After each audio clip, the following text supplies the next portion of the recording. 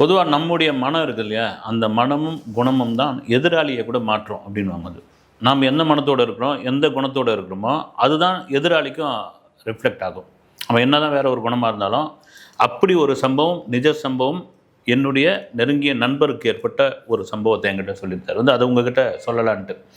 ஏன்னா, இந்த வாழ்க்கையில சின்ன சின்ன விஷயங்கள்லாம் இருக்குது பாருங்க. அது எல்லாம் பதிவு பண்ணணும். நம்ம அத அப்படியே கடந்து போயிடவே கூடாது. அந்த சின்ன சின்ன விஷயங்களுக்குள்ள அவ்வளோ அர்த்தங்கள் இருக்குது. அவ்வளோ வாழ்க்கை இருக்குது அதில. அவர் நண்பர் கோயத்திலேருந்து இங்க சென்னை ஏர்போர்ட்ல இறங்கிட்டாரு. அவருடைய சொந்த ஊர் திருவாரூர். ஊருக்கு போகணும் அப்படின்றதுக்காக அவர் இங்க ஏர்போர்ட்ல இறங்கிட்டாரு. இறங்குனவர் கிளாம்பாக்கம் போய் தான் பஸ் ஏறணும் திருவாரூருக்கு.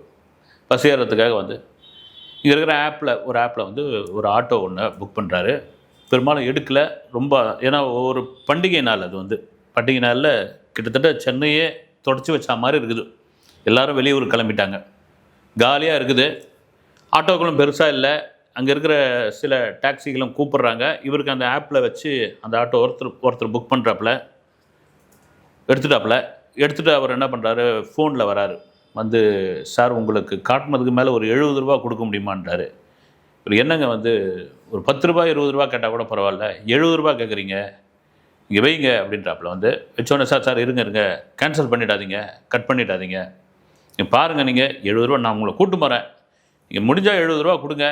இல்லனா கூட பரவாயில்லைங்க அப்படின்றாரு. என்னடா இவர் பேசுறதே ஒரு இதுவா இருக்குதுன்னு ஆட்டோக்காரர் சரி வாங்க அப்படின்றாரு.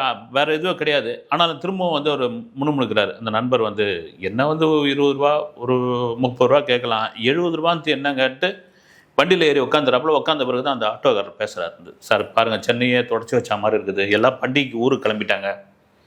ஊருக்கு கிளம்புனதுனால பெரும்பாலும் யாரும் சவாரி வரமாட்டாங்க. இப்ப ஏர்போர்ட்டே காலியா இருக்குது.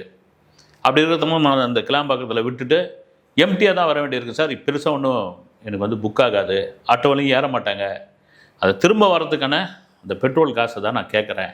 வேற என்ன சார் பண்ண போகிறோம் அப்படின்னு பேசிட்டு வராரு. இவருக்கு அந்த நண்பருக்கு ஒரு நியாயமாக பட்டுது. ஓகே, சில விஷயங்கள் எவ்வளோ பண்ணிட்டு போகிறோம், பேரம் பேசுறது ஏன் அப்படின்ற மாதிரியான ஒரு விஷயம் பேசிக்கிட்டு வராரு. என்னப்பா எப்படி ஓட்டுற, ஏது உங்கள் வீடு எங்கே இருக்குது, என்ன பண்ணிக்கிட்டு இருக்க, இது போதிய வருமானம் இருக்குதா, ஏர்போர்ட்டில் ஓட்டினா எவ்வளோ சவாரி கிடைக்குது, இதெல்லாம் பேசிட்டு அவர் இதெல்லாம் கேட்டு தெரிஞ்சுப்பாப்புல.